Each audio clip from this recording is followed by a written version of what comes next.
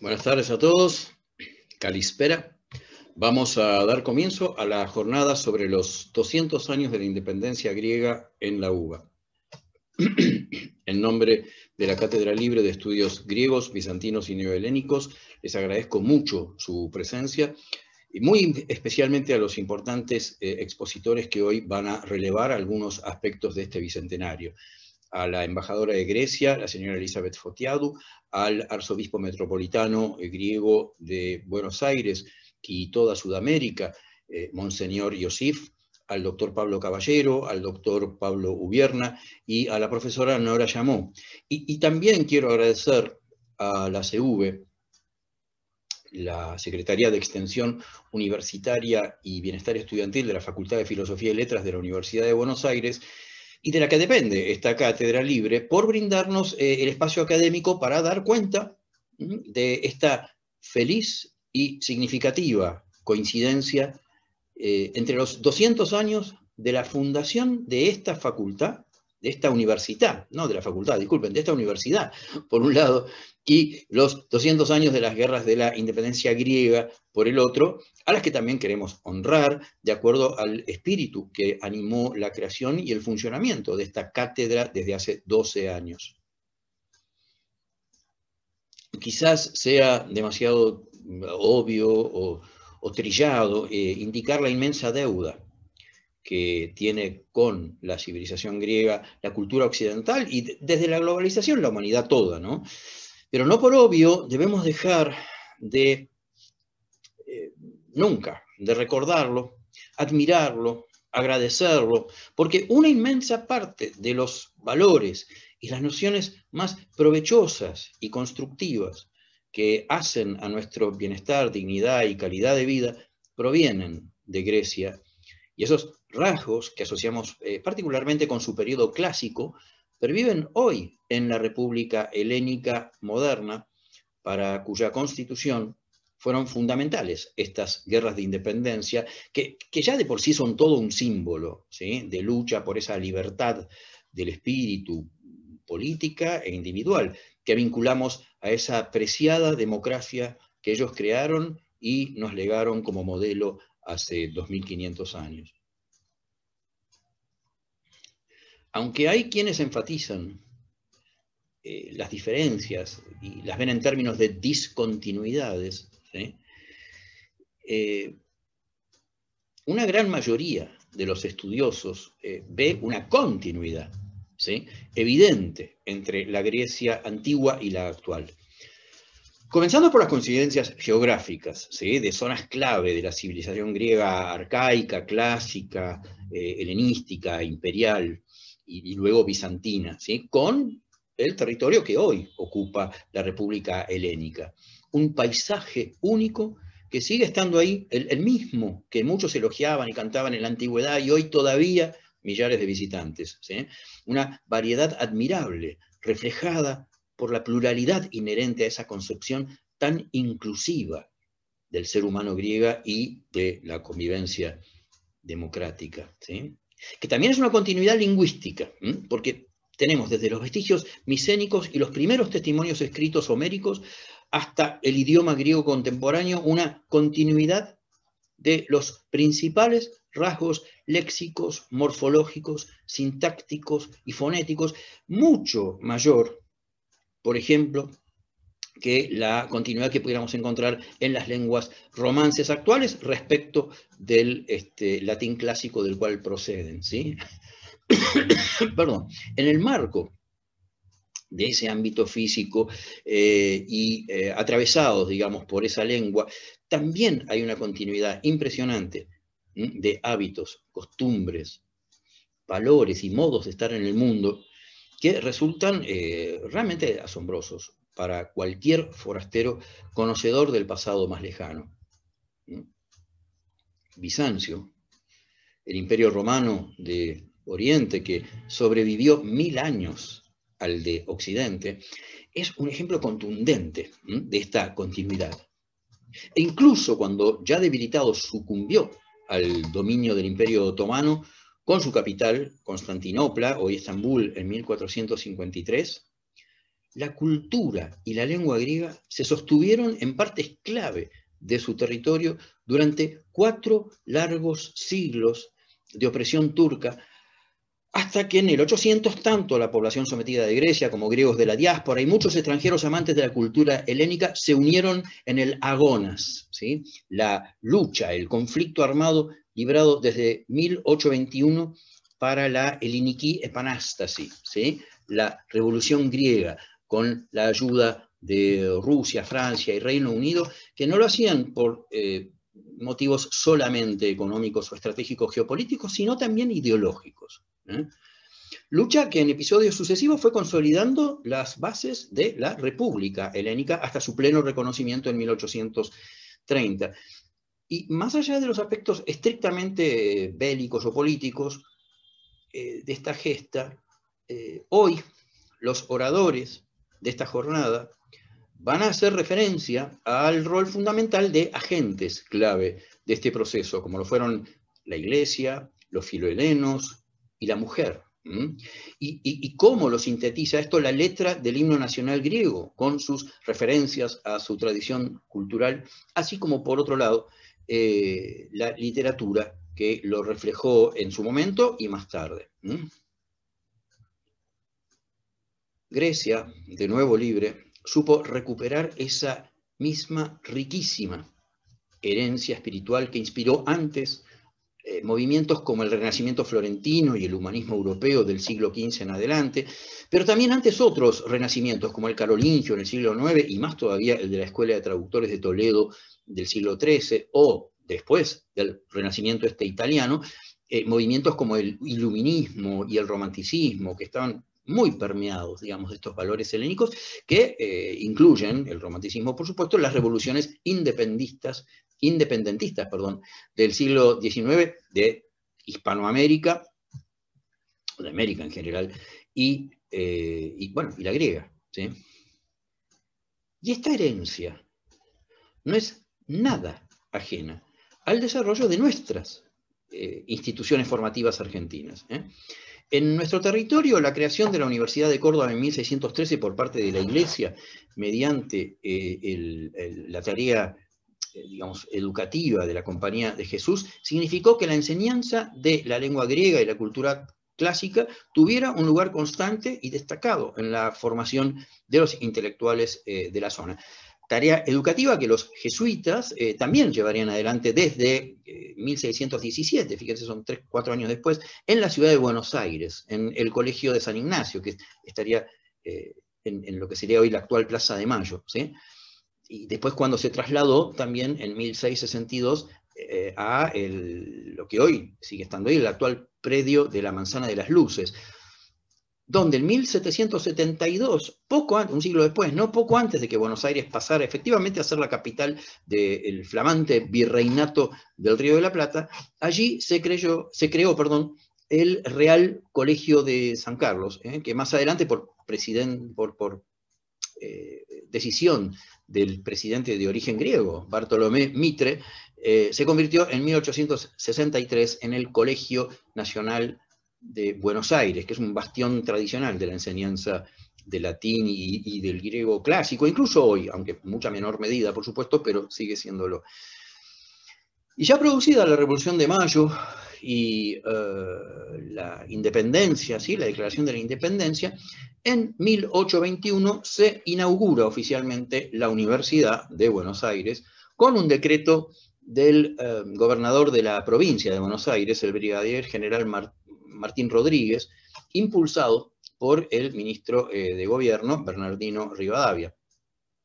La UBA, particularmente después de la democratización que trajo la reforma universitaria de 1918, es una universidad nacional, pública, no arancelada, depende financieramente del Estado argentino, pero es autónoma, ¿sí? Libre y laica.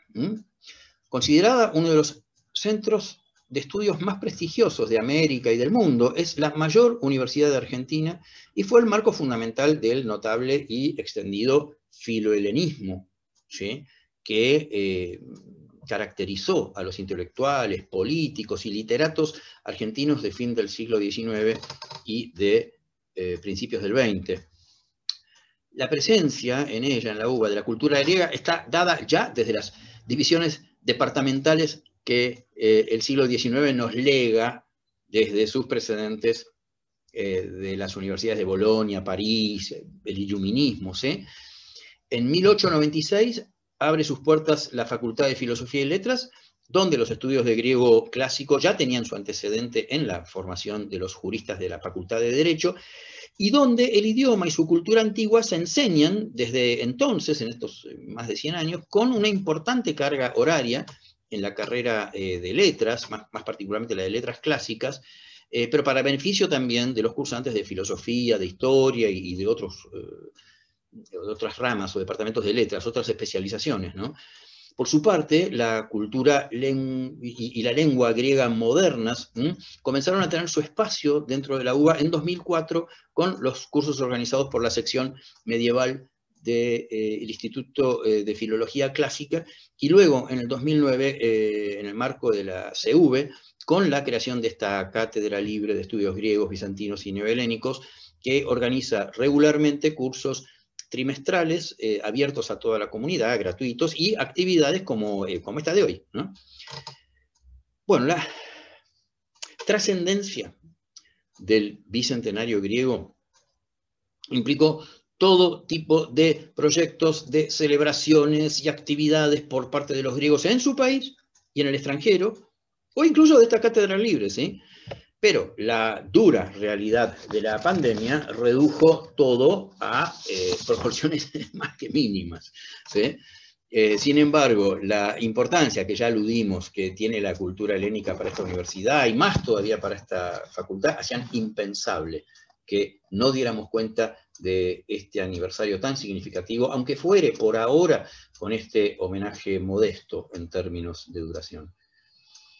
En poco menos de 2 horas, los expositores van a ir sucediéndose en presentaciones de unos 15 minutos. Les voy a pedir, por favor, al resto que mantengan sus micrófonos cerrados. Y sobre el tramo final vamos a habilitar el diálogo entre ellos, si hubiere preguntas o comentarios, ¿sí? Pero también intentando responder las preguntas, por ejemplo, que eventualmente surgieran por escrito entre los asistentes, para lo que vamos a usar el chat del Zoom, ¿sí? Si en algún momento los geniecillos tutelares de Internet nos abandonan y se corta la comunicación, por favor, manténganse por un buen rato conectados, por si acaso, porque habitualmente en situaciones como esas, el servidor del hospedador se reconecta enseguida, en pocos segundos, ¿sí? Y todo sigue normalmente, la grabación y el encuentro, ¿sí? Así que bueno, sigan conectados si hay algún pequeño accidente que claramente surja de este lado. Así que pasamos entonces, disculpen, después de esta introducción que pretende dar nada más que un cierto marco a la cosa, a la presentación del doctor Pablo Caballero sobre el himno nacional de Grecia y la tradición helénica. Pablo Caballero es profesor, licenciado y doctor en letras por la Universidad de Buenos Aires, profesor titular regular plenario de Lengua y Culturas Griegas en la Universidad de Buenos Aires, investigador superior en el CONICET, director de la sección de Filología Medieval del Instituto de Filología Clásica de la UBA, vicepresidente del CAEBIS, el Centro Argentino de Estudios Bizantinos, miembro de número de la Academia Argentina de Letras y correspondiente de la Real Academia Española, y también fundador y consejero académico de esta cátedra libre de estudios griegos, bizantinos y neohelénicos. Así que, bueno, Pablo, si estás por ahí, te voy a pedir sí que por favor le habilites tu micrófono, y te doy para compartir pantalla, y vamos entonces empezando con tu disertación, ¿sí? Dale. Ahí está.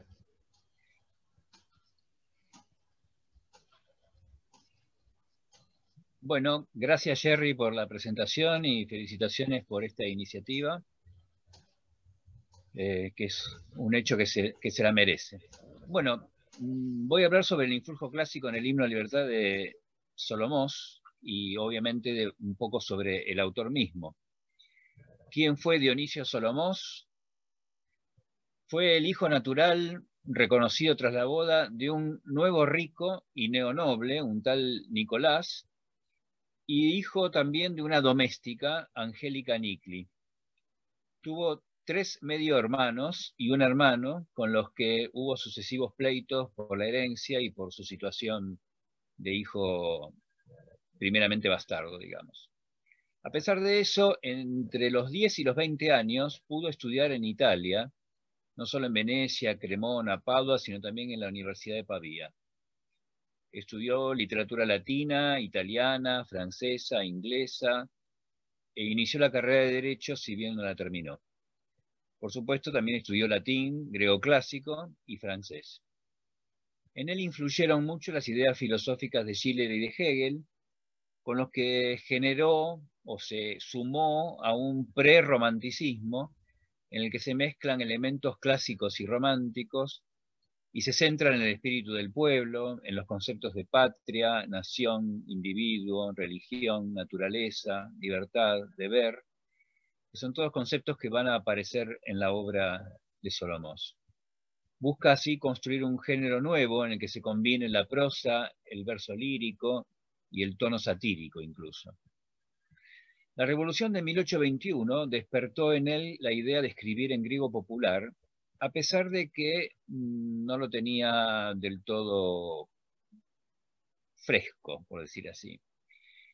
En su uso literario fue Spiridon Tripukis, un orador diplomático y luego primer ministro de Grecia, quien le recomendó ciertas lecturas. Entre ellas el Erotócritos, que es una epopeya de corte romántico de vida Vincenzo Cornaros, que narra los amores de un joven Erotócritos y de una joven Aretusa, y toca los temas del honor, la amistad, el rango social, la valentía, hecho en dialecto cretense.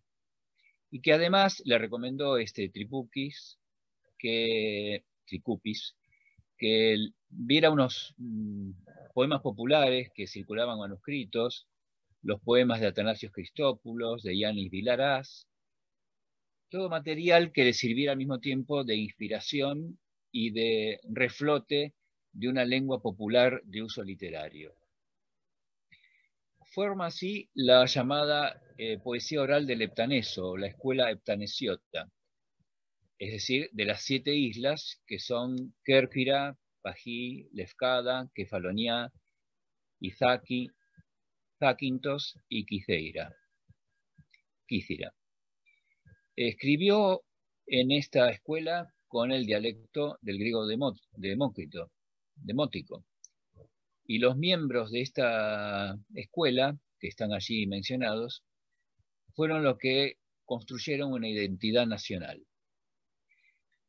Pero al mismo tiempo había una corriente conservadora, conocida como Escuela Fanariota o Escuela de Atenas, Fanariota por el barrio de Constantinopla también, de estética neoclásica, que ensombrece la obra de Solomós e incluso su posición ideológica durante varias décadas.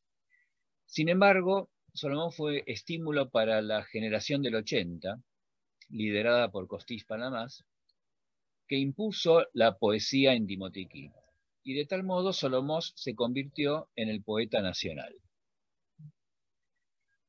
Sin embargo, sus primeras producciones son en italiano. Publicó en 1822 las Rime Improvvisate y luego empieza a escribir en griego.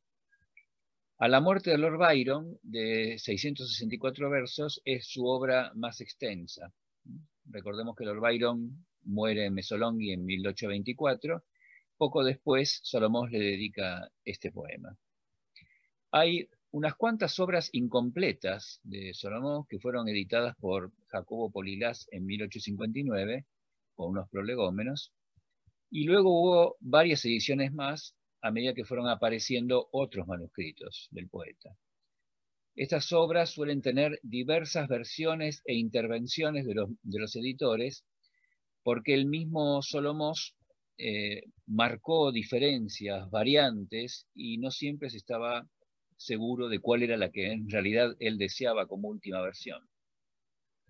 La edición de Linos Politis en 1964 dio lugar a muchas investigaciones filológicas.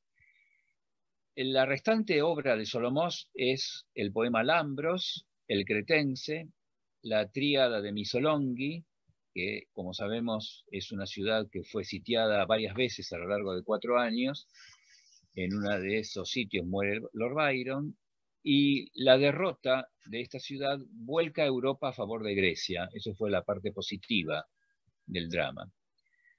Sus poemas, todos estos poemas revelan una cierta inseguridad, pero también una ansia de perfección formal.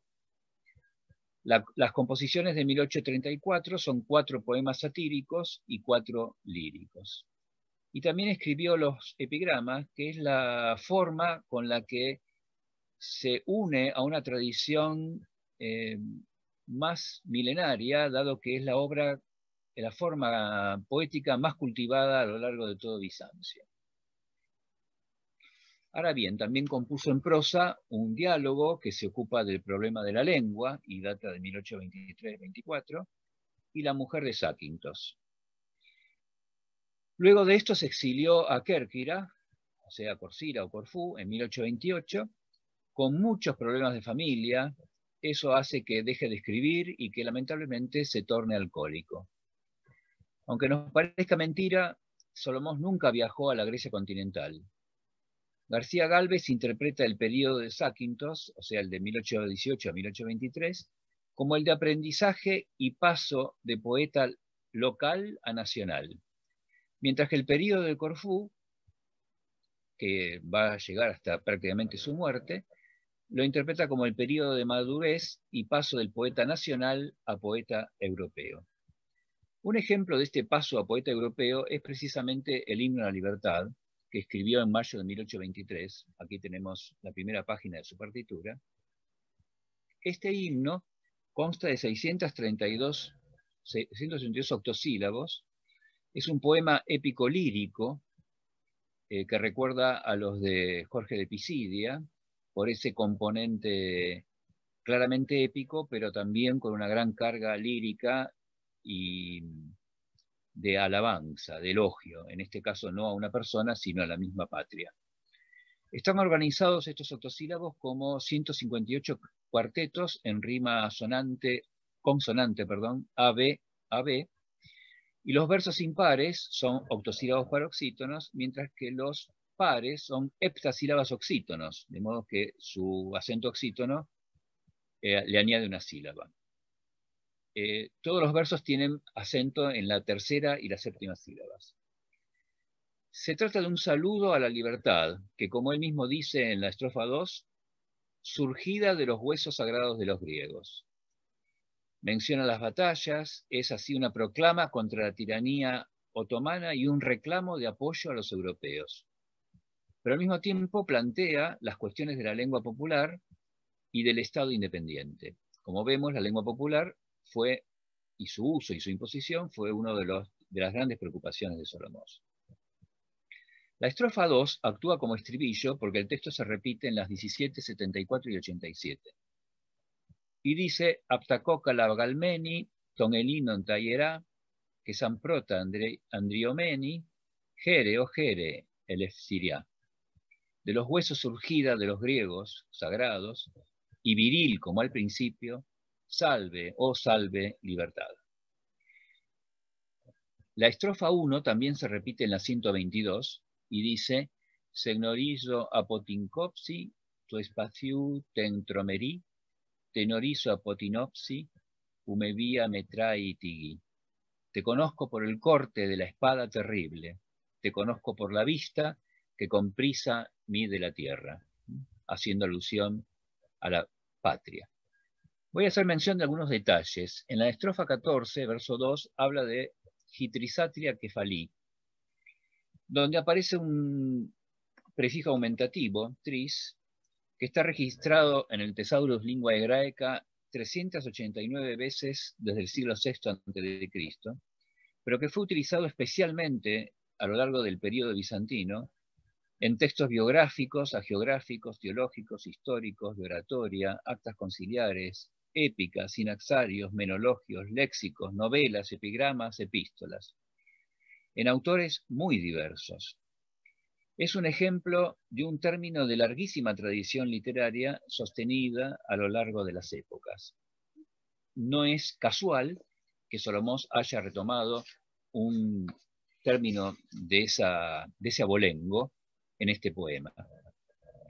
A su vez, en la estrofa 18 menciona a Rigas Fereos, que es el autor de una canción patriótica inspirada en la Marsellesa, luego ampliada por Byron, el precursor de la independencia, y protomártir. Y en la 22 menciona a George Washington para referirse a los Estados Unidos como una tierra liberada, es decir, como un ejemplo de liberación para los mismos griegos. Ya entrando en el poema en sí, voy a señalar algunas similitudes con nuestro himno nacional y después voy a señalar por qué esas similitudes. En la estrofa 24, en la que habla de tisanglías tocerío, me recuerda al verso: no los veis devorando cual fieras, todo pueblo que logran rendir, esta animalización del enemigo que está en este poeta que ya mencioné, Jorge de Pisidia. Tiene también una raigambre clásica, pues es la tragedia griega, en la tragedia griega era una práctica habitual, la animalización. En las estrofas 64 y 72 dice: mira las manos desesperadas, cómo sigan vidas. Por tierra caen cortados manos, pies, cabezas. Como río la sangre surge y corre hacia el valle, y el simple pasto bebe sangre en vez de rocío. Que me recuerda a estos versos de nuestro himno: no los veis sobre México y Quito arrojarse con saña tenaz, y cual lloran bañados en sangre Potosí, Cochabamba y La Paz. ¿No los veis sobre el triste Caracas, luto y llanto y muerte esparcir? ¿No los veis devorando cual fieras todo pueblo que logran rendir? Vuestros campos ya pisa contando tantas glorias hollar vencedor. Entrando ya en otros ecos clásicos, tenemos en la estrofa 47 la mención del Hades. Y los truenos y la oscuridad que interrumpen los fuegos representaban al Hades que aguardaba a los perros. Por supuesto, no es estrictamente un contenido particularmente pagano, una referencia al Hades como el infierno pagano, sino una recuperación nuevamente de ese mundo clásico que él quiere que sea modélico. Asimismo, en la estrofa 78 menciona otra cosi, psicocite, que xanal gete semas, te pediasas tereiditi, poso miasune mesas. Oh 300, levantaos y venid de nuevo a nosotros, vuestros hijos van a ver cuánto se asemejan a vosotros. Obviamente es una alusión a la batalla de las Termópilas, que marca la tradición que Solomón busca actualizar, que es la gloria del pasado. Enfrentarse al poderoso para buscar la libertad, aún a costa de la muerte. Asimismo, en la estrofa 86 hace una referencia a Píndaro: junto con los pastos, las flores, el vaso no sostengo. Canciones amigas de la libertad, como Píndaro canto. Este poeta del siglo V, que nos dejó las olímpicas, las píticas, nemeas e ísmicas, es el típico poeta que canta los triunfos. Por aquí contrapuesta a la poesía meramente pastoril o simposial. Nuevamente, Solomós se pone en esta línea del canto clásico de triunfo, de exhortación a la victoria. En las estrofas 88 y siguientes, Salomón presenta la religión cristiana como un soporte psicológico. Dice en la estrofa 115 que cada piedra sea tumba y que la religión y la libertad con lento paso marchen entre ellas y las cuenten. Y al mismo tiempo, en la 148 dice: dejad ir tal preocupación, que sería que el odio no merezca la libertad, toda sangre que se derramó por religión y por patria, semejante tiene la honra. En estas ideas del sacrificio por la patria y el sacrificio por la religión como equivalentes, Solomós rescata una idea típica del pensamiento de Ésquilo, el poeta teólogo, el creador de la tragedia, como se ha dicho, quien sostenía la necesidad de respetar a los dioses como un deber paralelo a la defensa de la patria. Esto aparece de modo similar también en las expediciones pérsicas de Jorge de Pisidia, del siglo VII, quien elogia al emperador Heraclio, asimilándolo incluso a un mártir. En fin, el himno a la libertad refleja así la estética romántica que mezcla la tradición literaria y culta con la expresión popular y los ideales propios de su tiempo. La grandeza del pasado se hace inspiradora y modelo para que sea recuperada por los contemporáneos. Solomós es, de este modo, el poeta nacional, no solo porque cantó a la libertad y exhortó a la lucha, como la Marsellesa, sino porque utilizó la lengua del pueblo y la defendió como tesoro válido para la creación artística y para la identidad nacional. Por eso es que en Zakynthos se le ha construido este monumento a Solomós, la estatua de Solomós, el poeta nacional. Bueno, creo que era una manera muy adecuada de honrar el bicentenario de la independencia de Grecia. Muchas gracias por su paciencia. Muchas gracias, Pablo. A continuación, la señora embajadora de Grecia, Elizabeth Fotiadou, que realizó sus estudios de Derecho y Administración en la Universidad de Tracia, va a darnos una breve semblanza del rol de la mujer en la independencia griega.